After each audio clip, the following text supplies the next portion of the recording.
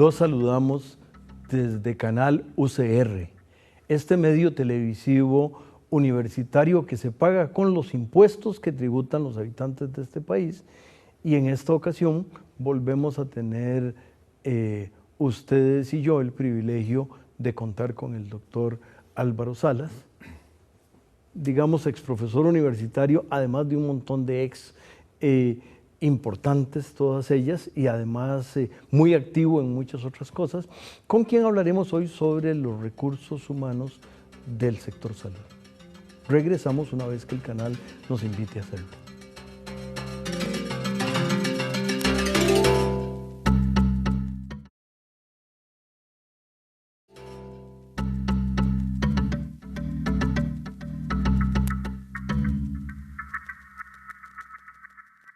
El doctor Víctor Jiménez Brenes fue el primer graduado de la Escuela de Medicina de la Universidad de Costa Rica.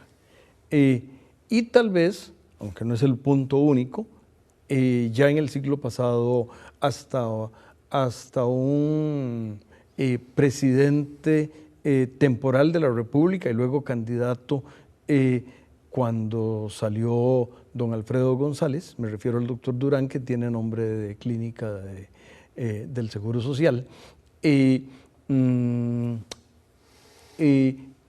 formador importante de instituciones, pero no vamos a hablar del siglo XIX o principios del XX. Lo que el doctor Jiménez Brenes marca es cuando la Universidad de Costa Rica, este sitio del que estamos conversando el doctor y yo, y del cual el doctor y yo tenemos que agradecer porque nos permitió nuestro espacio de educación superior, más un montón de otras cosas, incluyendo este. Pero desde entonces ha llovido mucho. Yo básicamente era un alumno de primer año cuando se graduó el doctor, me refiero a Jiménez Brenes, y la situación de alguna manera ha cambiado, y tal vez una de las formas en que ha cambiado es un poco lo que ocurre con las escuelas primarias. Hay algunas escuelas primarias donde ya casi no hay niños, y es porque la tasa de, lo dicen mis amigos del Centro Centroamericano de Población, la tasa de reposición de la población ya no alcanza. Por un poquito. Cuéntenos, doctor, cuál es la problemática hoy. Bueno, muchas gracias. Yo quería nada más hacer una aclaración. Hay amores que matan, ¿verdad? Y resulta que yo no me fui a la universidad nunca. Hoy soy profesor ad honorem de la Universidad de Costa Rica. Para aclarar el primer punto de ex, resulta que aquí seguimos trabajando con la Escuela de Salud Pública y cada vez que se requiere en la universidad de cualquier actividad donde yo pueda aportar algo, pues siempre estoy activamente participando. Desde ese punto de vista, efectivamente el doctor Víctor Jiménez Brenes fue uno de los primeros, del primer grupo de graduación. Un grupo pequeño, ¿verdad?, para la situación de entonces. El doctor Bernie Huertas Franco estaba también en esos grupos. Gente muy importante en la medicina en Costa Rica. Y el doctor Jiménez siguió una trayectoria muy típica de su forma de ver la vida, ¿verdad? Él comenzó como médico residente de cirugía en el Hospital San Juan de Dios. Había un cartaginés muy importante que influía muchísimo en la medicina nuestra, ahí en el San Juan de Dios, el doctor Guzmán, Pesalio Guzmán, que era coterráneo del doctor Jiménez, y entonces siguieron un buen grupo con el doctor Guzmán en cirugía. Después de ser cirujano un buen tiempo en el Hospital San Juan de Dios, se dedicó a la patología. Tal vez, si me permite, una nota de pie de página. Entiendo que y tiene mucho que ver con la formación de recursos humanos en salud y el perfil. Entiendo que el doctor fue el que habló de médicos de piso de tierra y su oposición a los médicos de piso de tierra lo llevó a crear la primera opción más allá de este campus para darle la oportunidad a los costarricenses de estudiar Sí. medicina y otras actividades del campo de la salud. Bueno, entonces el doctor, por una serie de circunstancias muy interesantes, termina en patología y no en cirugía. El doctor Víctor Jiménez Brenes se va al México y allá con el doctor Céspedes, Rodolfo Céspedes, que era el padre y es el padre de la patología nacional, ¿no? ¿Verdad? Él es realmente el catedrático formador de generaciones de patólogos en Costa Rica. Organizan el primer servicio y después el doctor Said Megbel, ¿verdad?, va a continuar en el Hospital México organizando el servicio con el doctor Víctor Jiménez Brenes. Bueno, mientras todo eso transcurría, claro que había una gran discusión sobre el modelo de enseñanza y de formación del recurso médico en Costa Rica, ¿verdad? Había un informe en Estados Unidos, Flexner, ¿verdad?, muy famoso, que establecía una formación de un médico muy orientada a lo biológico, muy orientada al hospital, muy orientada hacia la clínica, de la clínica que se da en los hospitales. Mientras que cobraba mucha fuerza otro movimiento que se empezaba a dar a partir de toda una discusión de los médicos descalzos de China, ¿verdad? Y cómo Cuba también viene a proponer un modelo de formación del recurso humano muy diferente, ¿verdad? Donde, si bien lo clínico era muy importante, también lo comunal y lo social y la organización de la comunidad orientada hacia la salud va a ser muy, muy, muy importante. Aquí el doctor Ortiz Gayer, ¿verdad?, de San Ramón, el doctor va a Israel y resulta que en Israel se encuentra otro movimiento muy importante de formación de recursos humanos basados en lo que desde el punto de vista social y económico eran los kibbutz en Israel y cómo los servicios de salud se organizaban para atender a los trabajadores del campo, a los campesinos en su comunidad, con mucho éxito, ¿verdad? Y entonces el doctor Ortiz conoce la realidad de Israel, también envía una importante cantidad de auxiliares de enfermería que logra becar a Israel. De manera que cuando regresa la gente de Israel, el movimiento en la universidad, también el doctor Gutiérrez, Rodrigo Gutiérrez, va a venir también a impulsar muchísimo un modelo mixto, que no tiene que ver exactamente con aquel norteamericano del hospital, ¿verdad? Sino que más bien con un gran componente social, un gran componente comunal, de una interacción, como lo veía el doctor Rodrigo Gutiérrez entonces, Sáenz, ¿verdad? Una interacción muy temprana en la formación del estudiante. Al final, lo que teníamos era, después de 5 años, era, por un lado, con el modelo muy impulsado por el doctor Guzmán, un médico muy diseñado para el hospital, ¿verdad?, para la clínica, para la cirugía, para la ginecología y la obstetricia, la pediatría, y por el otro lado, un médico que entendiendo esos problemas, sí tenía un gran ligamen con la comunidad, un gran ligamen con la organización social y comunitaria. Entonces, ahí se da un enfrentamiento necesario en un momento dado, ¿verdad? El doctor Besalio Guzmán con una gran fuerza, apoyado por un sector muy importante, y el doctor Rodrigo Gutiérrez con una gran fuerza, apoyado por otro grupo muy importante, entre los que estaba yo, de representante estudiantil, metido ahí, y entonces el doctor Guzmán opta por salirse del esquema de la Escuela de Medicina de la Universidad de Costa Rica y crear su propia escuela, donde él seguiría formando a los médicos como él lo entendía, y la Universidad de Costa Rica empezó a renovar completamente el currículum universitario para formar un médico mucho más sensible a toda la actividad de la comunidad y del primer nivel de atención especialmente.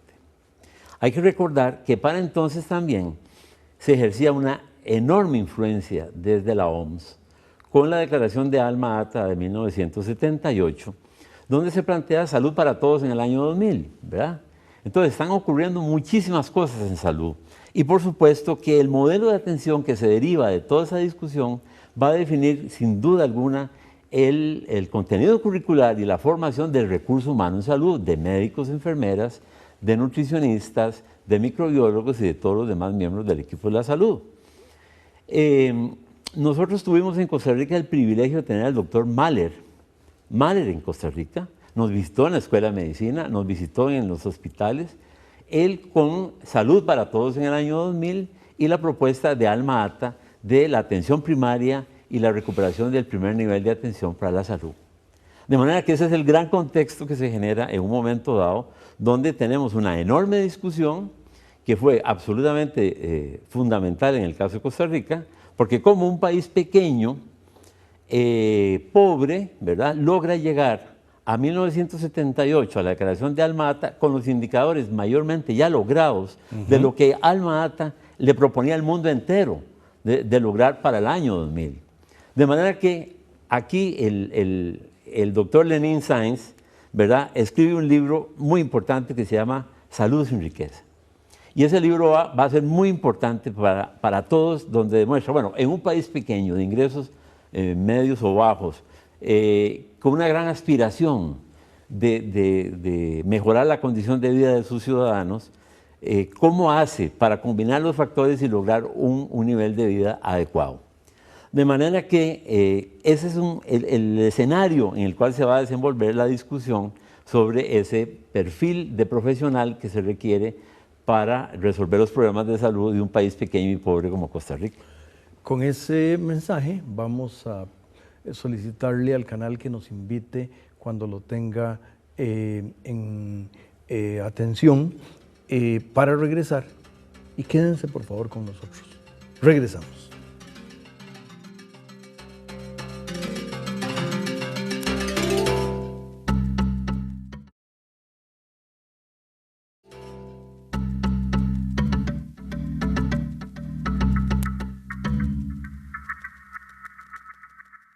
Continuamos, amigas y amigos, conversando con el profesor universitario Álvaro Salas. Y tal vez uno de los temas que yo lo invitaría a tocar es el modelo quebequense, la provincia francesa de Canadá. Y tal vez, como nota de pie de página, diré que antes de terminar sus tareas en la Caja del Seguro Social, donde además fue por 4 años presidente ejecutivo, estuvo a cargo de la dirección del CENDEIS, que es el ámbito en el cual la Caja centra sus actividades en la formación del capital humano.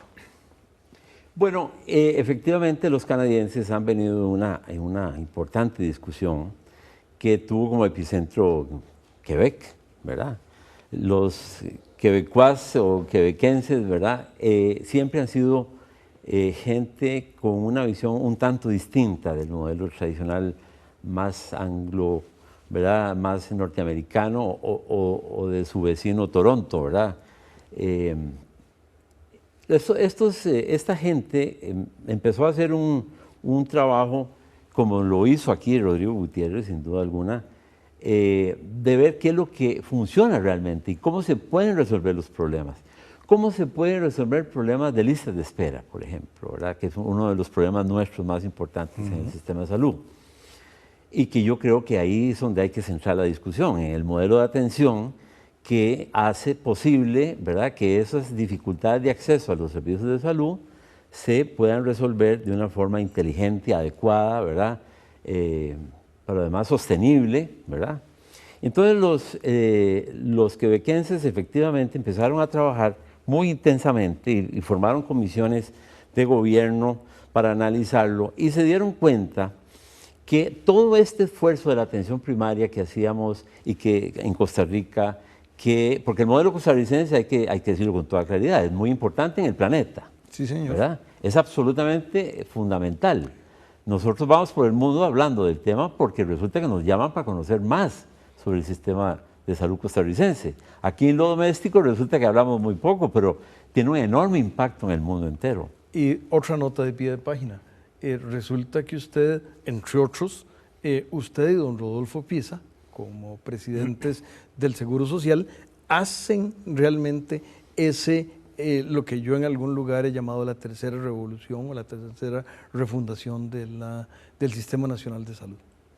Bueno, justamente porque esto es un tema dinámico, activo. No se puede creer que ya alcanzamos algo y alcanzamos un nivel de confort donde nos podemos quedar ahí, como evidentemente se demuestra con la lista de espera, que si no resolvemos ese problema no estamos resolviendo el fondo del asunto. ¿Qué hicieron los canadienses, en resumen, en Quebec? ¿Verdad? Entonces, le meten durísimo a la discusión de la formación de un perfil profesional médico diferente, ¿verdad? Que es el médico de familia. Y ellos empiezan en McGill, ¿verdad? A trabajar intensamente en ese nuevo médico de familia. De manera que cuando se gradúa el médico, no se gradúa de médico general, se gradúa de médico de familia. Cosa diferente en el caso nuestro, que yo creo que ahora que hay una gran actividad de parte del director de la Escuela de Medicina nuestro, ¿verdad? El doctor Luis Bernardo Villalobos, de discutir estos temas con mucha prioridad, porque entonces esa figura del médico general en un esquema como el nuestro, yo creo que debe ser redefinida, reestudiada hacia un médico de familia. Entonces, ¿qué hicieron los canadienses? De nuevo, forman durante ya no 5 años, sino 6 años, un año más, a un médico de familia y comunidad que tiene mucho más formación en las subespecialidades de la medicina, ¿verdad? Para citar las más complejas, por ejemplo, en oftalmología, ¿verdad? En neurología, ¿verdad? En pediatría y en subespecialidades de la pediatría. Durante un año más hacen rotaciones sobre los servicios de esas especialidades y subespecialidades, de manera que cuando ese médico de familia se egresa con una formación y una capacitación muy superior al modelo anterior, ¿verdad? Que terminaba como médico general, porque en ese supuesto lo que hacíamos y pensábamos era, bueno, una vez que termine la medicina general, opta por una especialidad, ¿verdad? En el caso canadiense dijeron, no, todos van a ser especialistas, en primer lugar, que es una cosa importantísima, dado que en nuestro grupo, ¿verdad? El médico general no tiene el estatus del médico especialista, por más que uno quiera, ¿verdad? En primer lugar, todos especialistas, estos de medicina de familia y todos estos de medicina especializada. Después de 25 años, ¿qué es lo que tienen en Quebec y ahora en todo Canadá? Porque lo lograron generalizar al país. Tienen la mitad de sus médicos de medicina de familia y la otra mitad exactamente de las demás especialidades. De manera que el médico de familia, ubicado en las comunidades, en Canadá tiene unos problemas gigantescos de acceso, ¿verdad? Como al clima que tiene y con las dificultades de llegar casi al Polo Norte, ¿verdad? Donde hay comunidades enormes que se quedan aisladas por mucho tiempo, ¿verdad? Bueno, ¿cómo cubrir toda esa gente con un médico que tiene más capacidad de resolver problemas, que tiene más capacidad de definir si este problema que se presenta es de referencia o no, si yo voy a referir o no, ¿verdad? Y entonces ese es el gran punto. Y nosotros aquí ya tenemos médicos de familia, ¿verdad? Muy en el modelo McGill de los primeros años, si bien evolucionó, nosotros seguimos con la formación de 4 años y ahora de 5 de médicos de familia, pero graduamos 4 por año. Y salen tan bien graduados que se los quieren dejar en todas partes y no logramos extender ese modelo de medicina de familia que es el que necesitamos aquí. Y aquí hay un tema que entra, me parece, y corríjame si entendí mal, importante en el tema de las listas de espera, que es ir a la raíz, y es que los médicos de base, si son médicos de familia, tienen una capacidad resolutiva que el reglamento de la instrumentación del nivel primario no lo permite. Y entonces ahí la revolución sería revolucionar ese primer nivel. Claro.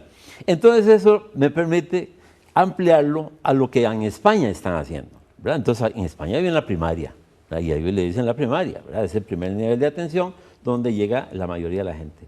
Y es tan importante lo que hicieron los españoles, ¿verdad? Que impactaron fuertemente en los países que que forman y que construyen tecnología en salud.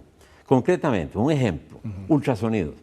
¿Verdad? El ultrasonido vino a quedarse y se desarrolla diariamente, ¿verdad? Cada vez más posibilidades. Bueno, pero entonces los alemanes, por ejemplo, diseñaron un ultrasonido para el primer nivel de atención, porque resulta que ese gran dolor abdominal, si yo detecto que es una vesícula inflamada llena de piedras, ¿verdad? Resolví todo. Resulta que ya lo tengo diagnosticado, no va a tener que emigrar al hospital, le voy a dar atención en su casa, lo voy a poder visitar en su casa, porque es parte de la atención primaria, la visita a domicilio, ¿verdad? Hasta que esa vesícula se desinflame. Una vez que se desinflama, entonces la opero en frío y los resultados son muy superiores a operar a una persona que viene con una vesícula inflamada y operarla en caliente, como se llama también, ¿verdad?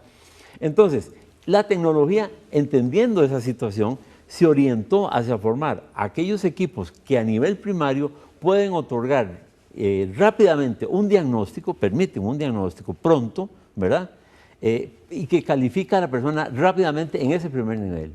De manera que yo no saturo la lista de espera del cirujano en el hospital para ver qué es lo que tiene el paciente con ese dolor abdominal, sino que se lo envío ya con una etiqueta. El paciente tiene al menos, ¿verdad? Clarísimo, una vesícula inflamada. O tiene una piedra en el riñón, ¿verdad? Porque resulta que una piedra en el riñón es posible con un equipo de ultrasonido, ¿verdad? Y en condiciones adecuadas rápidamente detectar que hay una piedra. Esa es la causa del intenso dolor abdominal de ese paciente. Lo envío con una etiqueta a una orientación concreta, no a ver qué será lo que le pasa, ¿verdad? Donde me voy a encontrar en el hospital una gran lista de espera en ultrasonido, una gran lista de espera en rayos X, saturadísimos, ¿verdad? De casos que tal vez no eran los que se requerían, ¿verdad? Porque se pudieron haber atendido en el nivel primario, sin necesidad de ir a ver qué será lo que le pasa ahí. Concretamente, en Alajuela, me correspondió trabajar con médicos de familia como profesor, ¿verdad? De medicina de familia en Alajuela Norte, que es una de las áreas de salud más importantes de esa provincia. Y resulta que un médico de familia se sentaba en el escritorio con todas las referencias, famosas referencias nuestras al especialista, y se citó todos los pacientes con él. Rápidamente orientó a esos pacientes, no, esto no es de especialista, esto lo podemos resolver aquí, siga este esquema y tal. Esto sí, esto hay que enviarlo a tal, esto no, esto se queda. Y de aquella enorme lista de espera que tenía ahí, ¿verdad?, la redujo a la mitad rápidamente gracias a su capacidad de poder resolver más. ¿Qué es lo que pasa? Que cuando uno está en el campo, no tiene de la tecnología, no dispone de los exámenes adecuados, no dispone tampoco de la terapia para poder resolver un montón de cosas, sino que si yo pongo ahí un médico de familia, lo que usted decía, hay que revolucionar todo el esquema de que cuáles medicamentos sí debería de tener para que resuelva más, cuáles exámenes sí debería de tener para que pueda diagnosticar más y cuál equipo de primer nivel de atención debería de tener con el objeto de poder diagnosticar mejor y más rápidamente. De esa manera, en Canadá y en el caso español, una gran cantidad de pacientes que estaban en lista de espera hoy se resuelven en el primer nivel de atención y se envían a aquellos que sí son de alta complejidad, que son los que debería de tener, sin lista de espera, un especialista en el nivel hospitalario. Nos queda un minuto, doctor. Entonces, lo que quisiera decir es que es tiempo, como se está planteando en la universidad, ¿verdad? Como el doctor Luis Bernardo Villalobos está tratando. El doctor Bernardo hizo hace poco un foro en el Colegio de Médicos, trajo los canadienses de Quebec, ¿verdad?, a que nos cuenten qué pasa hoy, qué es lo que está pasando, ¿verdad? Cómo ha evolucionado ese modelo de medicina de familia, con el objeto de tener una discusión mayor con las autoridades de la institución, con el objeto de que sentémonos, analicemos el modelo de atención, porque yo creo que va a tener que ser de medicina de familia y de 6 años, ¿verdad? Como creemos que es lo que las evidencias demuestran que funciona. Y sospecho que el doctor Llorca le encantará ese enfoque y con ese mensaje invitamos a las amigas y amigos para que en los mismos tiempos y circunstancias en que nos acompañaron esta semana lo hagan en la próxima y quédense con Canal UCR.